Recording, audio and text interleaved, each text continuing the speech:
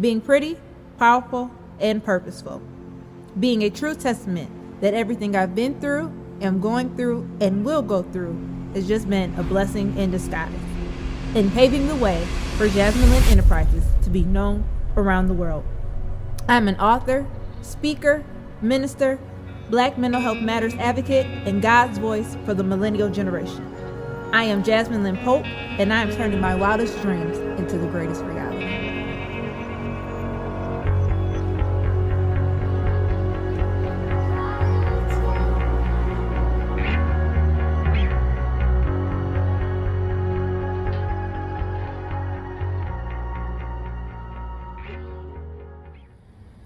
Hey everybody, welcome to Purpose Talk. We are here for another Saturday of amazing conversation.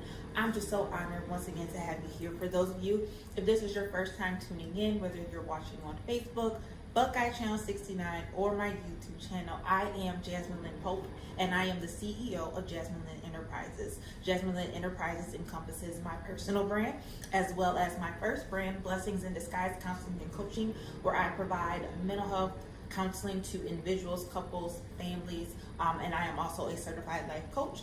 And then I also host the Pretty Powerful Purposeful Conference, which we held this year in the summertime. It generally is held in March, close to my mom's birthday, as a way to honor her, as well as to provide an opportunity for women to connect with other women who are walking in their purpose, to be able to uplift, motivate, and encourage, and to remind you that pretty is being more than pretty on the outside, but it's also a mindset. So making sure that we have clear, beautiful minds to walk in the purpose that God has for us, and to remind us that we are powerful beyond measure. So I am excited to just be over all of those things and be able to be the conduit through which people funnel through and are able to connect with one another. So let's jump into today. So today I want to start a little differently. As I stated, I am a therapist, and I just believe that 2020 has been a year where we are stressed, we are tired, we are just going through so many feelings and emotions. And so many times, we come on and we jump right in and we get into the show, but I want to take a different stance. I want to take a different approach, and I want to give you a moment to relax. You've made it to Saturday, and you've had so many things going on in your personal lives, within your family, on your job, in your churches. You've dealt with the news that came this week in regards to Breonna Taylor, and so many countless people that we have continued to see be murdered in the hands of people who don't seem to care about us. And it can become so much, and a lot of times we don't realize all of the things that we are taking in, all of the things that we're holding in, all of the things that might be causing us tension in our bodies and all of that. So I just want to take a moment, and I want you to close your eyes. You don't need to see me right now. I just need you to close your eyes, and I just need you to be in this moment. I need you to just be present. Right now, I want you to just kind of recognize everything that you feel. What emotions are you feeling? What thoughts are running through your mind? How do you feel just sitting right where you are?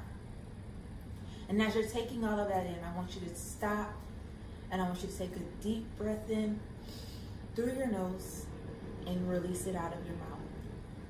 And I want you to do it again. Take a deep breath in through your nose and out through your mouth.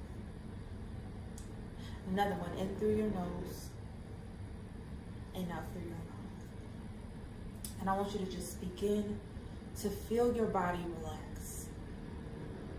Begin to think about a happy time in your life. Think about a place that makes you feel warm and makes you feel good inside. Think about something that just makes you smile, and focus only on that. Think about how it makes you feel. The smile that comes across your face, the thoughts that come through your mind, the way your body relaxes. And as you take all of those happy moments in, I want you to do it again. I want you to breathe in through your nose and out through your mouth. Breathe in through your nose and out through your mouth. Breathe in through your nose and out through your mouth. And I want you to start at the bottom of your body with your feet and just begin to feel your feet relax. Then come up to your ankles and feel your ankles relax, and up through your legs. Just imagine all of the tension leaving your body. You feel comfortable, you feel relaxed, you feel at peace, you feel safe, you feel okay. And I want you to do it again. I want you to breathe in through your nose and out through your mouth. Once again, breathe in through your nose and out through your mouth. Another time, breathe in through your nose and out through your mouth. In a few seconds, I'll begin to guide you through the ending of this process and begin to open your eyes. But I want you to once again take into account that you are safe, that you are okay, that your body is relaxed, your mind is free, you're okay in this moment. And for the last time, I want you to take a deep breath in through your nose and out through your mouth. Again, in through your nose and out through your mouth.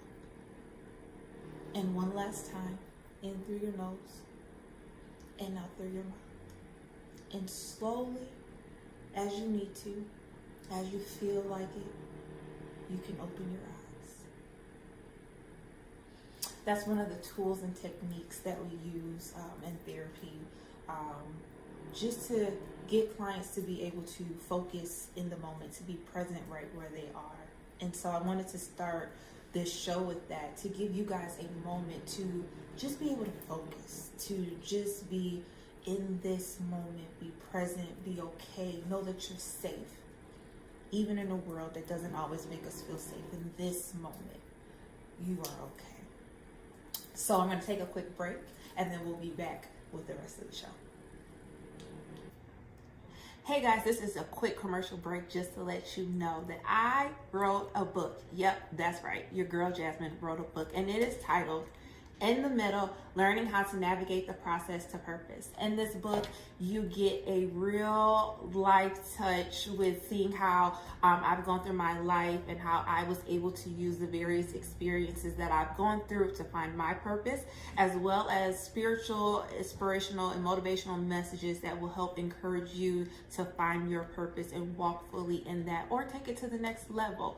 This book is something that you need in your possession. It's for you, it's for your girlfriends, it's for your guy friends, it's for your church groups, it's for whoever. So make sure you go to the website www.blessingsinthesky.com and get your copy today. In the Middle, Learning How to Navigate the Process to Purpose. You need this. All right, let's get back to the show. All right, so we are back, and this topic just kind of, generally what happens is I just pray and I ask God, what do I need to share each and every week on the show? Sometimes he gives me something to write down. Sometimes he just speaks. And so today, as I was driving, I record these shows ahead of time. Today, as I was driving, God just said, if these walls could talk.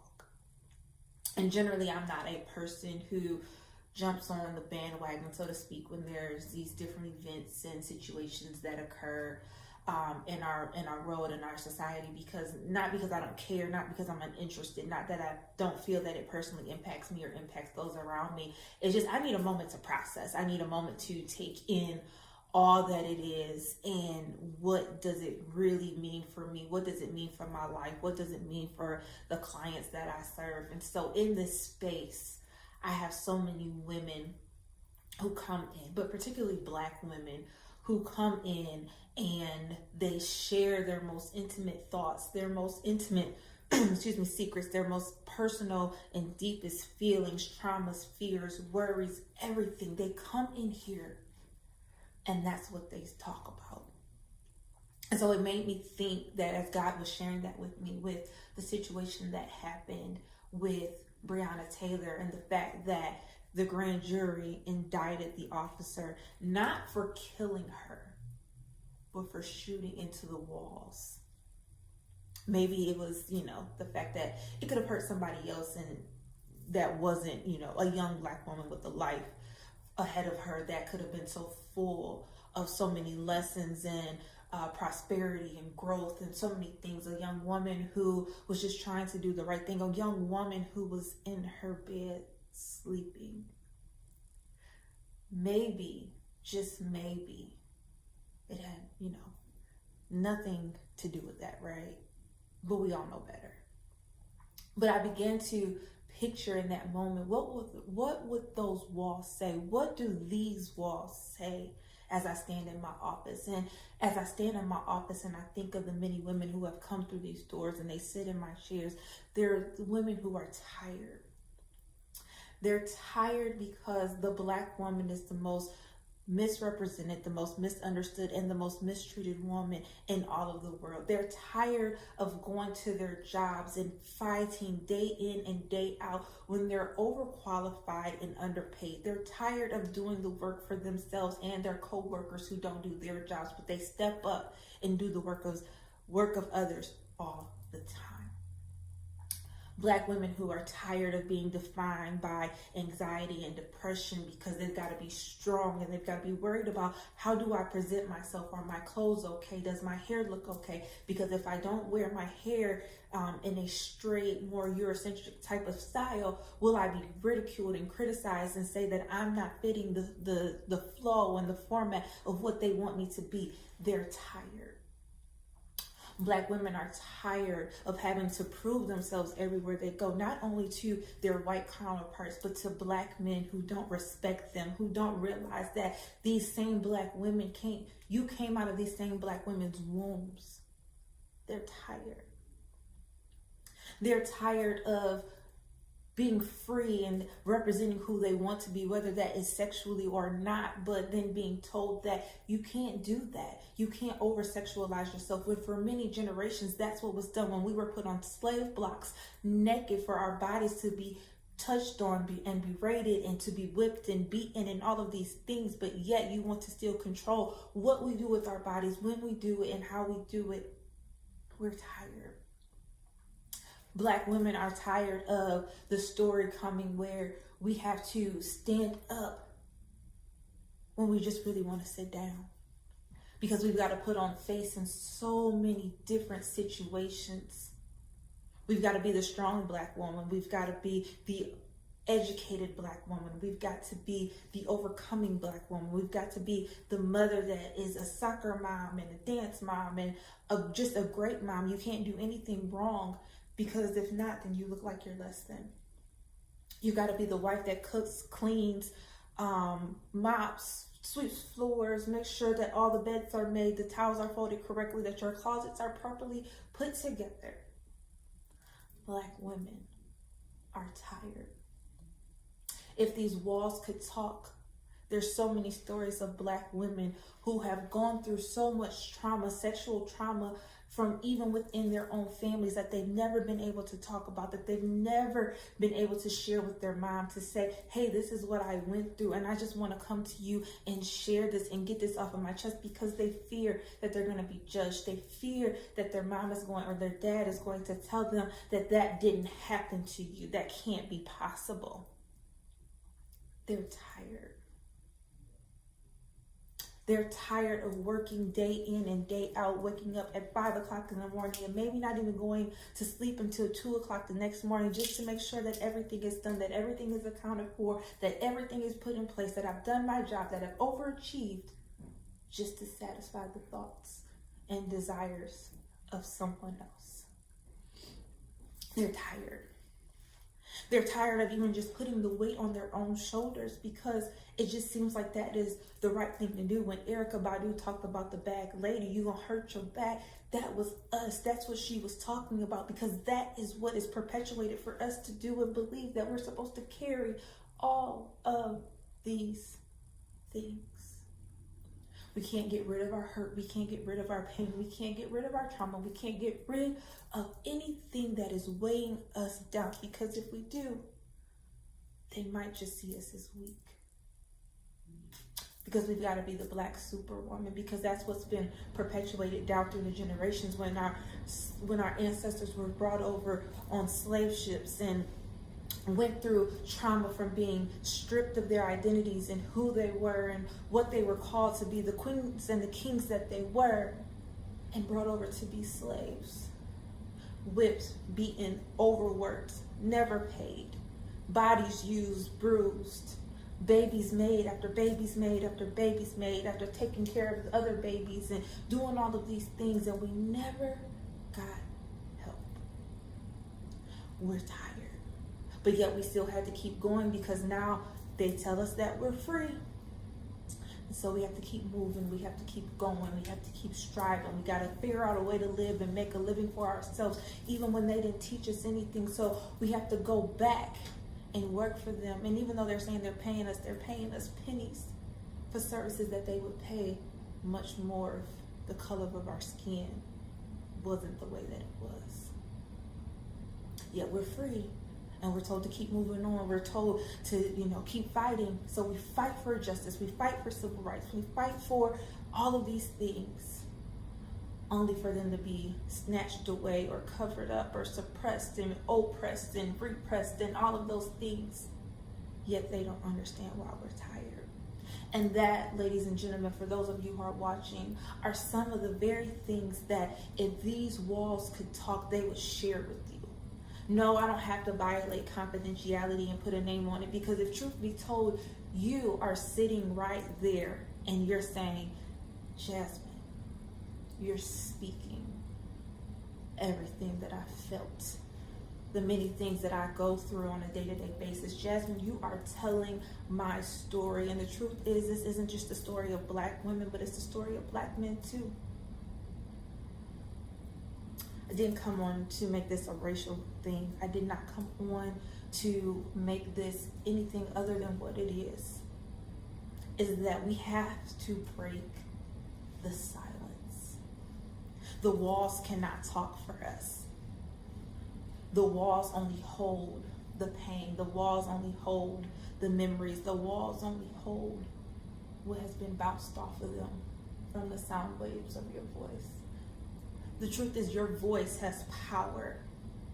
Even when you feel like it is silenced by those who want to oppress us, your voice has power. So I want to encourage anyone who feels like they've been holding all of these things in, to share it, to use your voice, to speak up, to speak out, to stand up, to stand out. No longer can we try to continue to fit in, but we're called to make a change. We were called to make a difference. And so even in this time where Breonna Taylor did not get the justice that she deserved, because those bullets were not meant for those walls. Those bullets were meant to harm her, to hurt her, to take her life as they did. They just happened to go elsewhere. A life lost for no reason, and a life not given justice because of an unjust system. So we have to continue to speak up no matter what it is. Find you a safe space if you're not ready to go live and share what you think or what you feel. Find your safe space if you don't feel like a city council or an NAACP meeting or some other live forum is your place. Maybe it's not even necessarily you speaking, but it's in the writing that you do, whether it's your book, whether it's your blog, whether it's poetry, whether it's just you writing in your journal. Find your voice. Because when you find your voice, you'll find your release. We cannot keep holding all of these things in. The amounts of mental stress and mental strain is terrible to our bodies. Many times we're going to the doctor and we're complaining of headaches and chest pains and irritable bowel syndrome and all of these different things because we think it's just in the physical, but really most of the time it starts in our minds. Because we keep all of these thoughts and we're suppressing more on top of more, on top of more, on top of more, when we really just need to free our minds. And if we would free our minds, and our bodies would be released and rid of all the toxins and the negative energies that are built up and stored up within us. Because we're holding so much in. You cannot carry all of that. I cannot carry all of that. We cannot carry all of that. This is our time to find our voice, to find our release, but yet to find our strength. Not finding strength in the thoughts and the opinions of people, because they're going to think what they want to think. They're going to feel what they want to feel. They're going to say what they want to say. But truly finding the strength that we need to continue fighting on. To fight for all the Breonna Taylors, to fight for all the Sandra Bland's, the Trayvon Martins, the Michael Browns, the Tamir Rices. Find the strength. That strength does not come from yourself. That strength does not come from the amount of time that you spend in the gym, but that strength comes in building yourself up. Remembering who you are and whose you are. And because you know whose you are, you know where your strength comes from. Find your voice. Find your release. Find your strength. That's all I came to share with you as a main part of my message today. Because if these walls could talk, they have so much that they would want to share. But the walls can't. But we can. And we can use our voice to make a difference. We can use our voice to speak for those who can no longer speak for themselves. We can use our voice to make a difference in this world. Thank you to all of those who do the work on a day-to-day basis. Yes, there are those of us who step in from time to time and advocate and speak up, just to help. But there are those who are truly fighting these issues day in and day out. This is what their purpose is about. Let's support them. Let's uplift them. Let's encourage them. Because the fight is not won just with them, but we have to support them as well. So I say to you, find your voice, find your release, find your strength. We'll be back right after this. All right, guys, so before we get out of here for today, I want to share with you a book that I am reading. I actually shared it on my Facebook profile a few days ago, but it is a book that I think it is really good for the times that we are currently in, with all the things that we are seeing constantly with the killings and just fighting for justice and just trying to maintain day to day. And then also, just dealing with suicide in the African American community. As you know, the last few episodes, I began the Purpose Talk by just sharing some information as it related to suicide in our community and things of that nature. And so a lot of that was really inspired by this book that I have been reading. And so it is The Unapologetic Guide to Black Mental Health. It is by Dr. Rita Walker. And it's very thought-provoking. It's insightful. It is made by us, for us, to understand us, to understand you and what you may be going through, may have gone through, may have felt at one point in time and didn't know how to put it into words. And so this is the book for you. It goes through, once again, suicide, trauma, anxiety, and depression within the African American community. Because if we're honest, yes, we, as a clinician, I go by the DSM-5 and all of that, but there are just certain things that as African Americans, we may not express the same way that those books teach us to, and our professors may have taught us to in school. And so understanding how as strong black men, strong black women, that, we might not have that lack of motivation and be down and depressed and not doing anything simply because we don't have that option, or we feel that we don't have that option, right? We just keep going, we keep persevering, we keep pushing past all the obstacles that have been set before us. And so sometimes that can be missed or be misunderstood. So I want, you guys to be able to have a resource that you can utilize to better understand mental health in the African American community. I am not by any way sponsored for this book. I don't get any compensation for sharing this book, but I'm a reader. I'm an avid reader. I'm a studier. I just love learning and want to always be able to give people resources that they can afford and they can utilize to bring about impactful and powerful change in their lives. So once again, The Unapologetic Guide to Black Mental Health by Dr. Rita Walker. I got my book on Amazon. You can get yours there as well. I'm sure it's got the Kindle version, but if not, just make sure you get it. Start a book club, share it with your girlfriends, do something, but you need this book in your collection. So that's my little plug for the day. I want to thank you for joining in once again for another amazing episode of Purpose Talk. We are just having some great conversations, so make sure that you like the Jasmine Lynn Enterprises pages. If you are not, like this video, comment, share it across the board. Facebook, YouTube, tag it to Instagram if you can, whatever you need to do, but somebody needs to hear this message. If these walls could talk, sharing information as it relates to Black mental health and making sure that we are our best selves each and every day. So as always, I love y'all. I can't wait to see you guys back here next Saturday, 6 p.m. for another episode of